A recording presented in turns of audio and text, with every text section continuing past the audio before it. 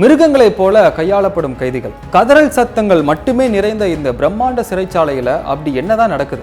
மனித உரிமைகள் எல்லாம் இந்த இடத்துல செல்லுபடி ஆகாம போனதுக்கு காரணம் என்ன? சத்தியம் டிஜிட்டல் நேயர்களுக்கு வணக்கம். நான் ஆகாஷ் பிரவீன். கடந்த 2024ஆம் ஆண்டு பிப்ரவரி மாதம் 24ஆம் தேதி எல் சால்வடர் நாட்டின் பிரசிடென்ட், அதாவது நயூப் பூக்லி, தன்னுடைய சோசியல் மீடியா பேஜ்ல ஒரு வீடியோ போஸ்ட் பண்றாரு. அதுல பல மொட்டையடிக்கப்பட்ட நபர்கள் எல்லாம் கைகள் கட்டப்பட்டு இருக்கும் காட்சிகளும், தலை நிமிர முடியாமல் அவர்களை காவல்துறையினர் அழைத்து செல்லும் காட்சிகள் எல்லாம் இடம்பெறுது.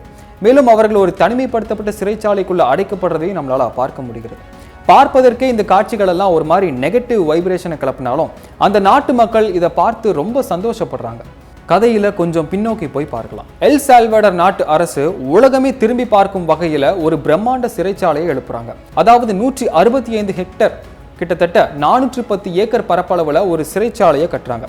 2022ஆம் ஆண்டு ஜூலை மாதம் இந்த சிறைச்சாலைக்கான பணிகள் ஆரம்பிக்கப்பட்ட நிலையில 2023ஆம் ஆண்டு ஜனவரி மாதம் இதன் கட்டுமான பணிகள் எல்லாம் முடிவடையுது. அப்புறம் பிரசிடென்ட் நயூப் பூக்லி நேர்லேயே போய் இந்த சிறைச்சாலையை ஆய்வு பண்றாரு. கிட்டத்தட்ட 40,000 கைதிகளுக்கும் மேல் இந்த ஜெயில அடைத்து வைக்கலாம் அப்படின்னு கூறப்படுது. அந்த அளவுக்கு மிகப்பெரிய ஜெயிலா இது வடிவமைக்கப்படுது. எதுக்காகன்னு பார்த்தா, எல் சால்வடர் நாட்டில் MS-13 மற்றும் ஸ்ட்ரீட் 18 அப்படிங்கிற 2 கும்பலோட ஆதிக்கம் ரொம்ப அதிகமாக காணப்பட்டது.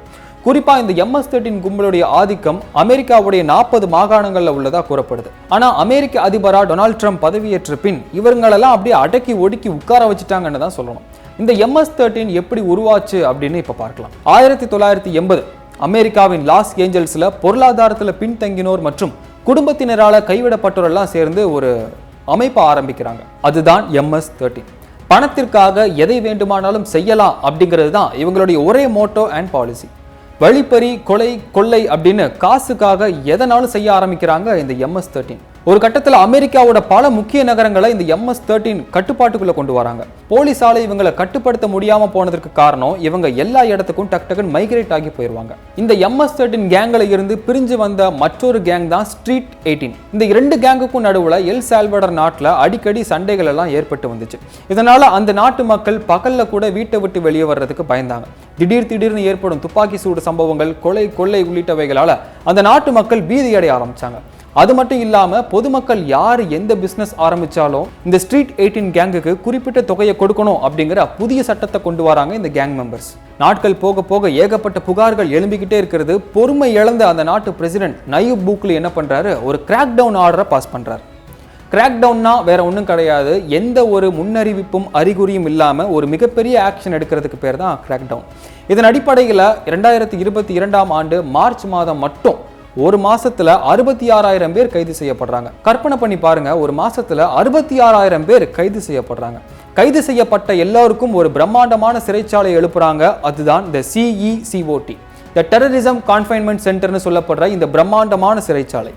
பிரம்மாண்டம் அப்படின்னா உள்ள ரொம்ப சொகுசா இருக்கும் அப்படின்னு நினைக்காதீங்க. பாதுகாப்பு அம்சங்களும் தண்டனைகளும் தான் இங்க பிரம்மாண்டம். இந்த டெரரிசம் கான்ஃபைன்மெண்ட் சென்டர்ல ஜெயில் கைதிகள் எல்லாருக்கும் வரலாறு காணாத கடுமையான கட்டுப்பாடுகள் எல்லாம் விதிக்கப்படுது. அதை பத்தி பேசணும்னா நம்ம தனியா ஒரு வீடியோவே போடலாம். அந்த அளவுக்கு இந்த ஜெயிலோட இன்ஃப்ராஸ்ட்ரக்சர் அண்ட் செக்யூரிட்டி எல்லாம் உயர் தரத்துல மேம்படுத்தப்படுது. இந்த நிலையில தான் 2023ஆம் ஆண்டு மார்ச் மாதம் 153 கைதிகள், அதாவது ஸ்ட்ரீட் 18 கும்பலை சேர்ந்த 153 கைதிகள் இந்த ஜெயில மர்மமான முறையில இறந்து போனதா ஒரு செய்தி வெளியாகுது. இதன் காரணமா ஹியூமன் ரைட்ஸ் அமைப்பினர் எல்லாம் உள்ள போய் பார்க்குறாங்க. பார்த்துட்டு கொஞ்சம் கட்டுப்பாடுகள் எல்லாம் தளர்த்த சொல்றாங்க. அட்லீஸ்ட் மூச்சு விடுறதுக்காவது கைதிகளுக்கு கொஞ்சம் இடம் கொடுங்க அப்படின்னும், ஒரே இடத்துல ஏன் இத்தனை பேரை போட்டு அடைச்சு வைக்கிறீங்க அப்படின்னு பல்வேறு கேள்விகள் எல்லாம் முன்னெழுப்புறாங்க. ஆனா இது எதையுமே டெரரிசம் கான்ஃபைன்மெண்ட் சென்டர் ஒரு பொருட்டாவே மதிக்கல அப்படின்னு தான் சொல்லணும். ஆனா உள்ள இருக்கிற கைதிகளுக்கு ஒரு சில அமைப்புகள் சார்பாக கிறிஸ்தவம் போதிக்கப்படுது. அதையும் ஏற்று நிறைய கைதிகள் மனம் திரும்பி இருக்கின்றனர் என்பதுதான் இங்கே ஆச்சரியப்பட வேண்டிய ஒரு விஷயம். ஆனா மனம் திரும்பிட்டாங்க அப்படிங்கிறதுக்காக அவங்கள வெளியே விட்டுருவாங்களா அப்படின்னு நீங்க கேட்கலாம்.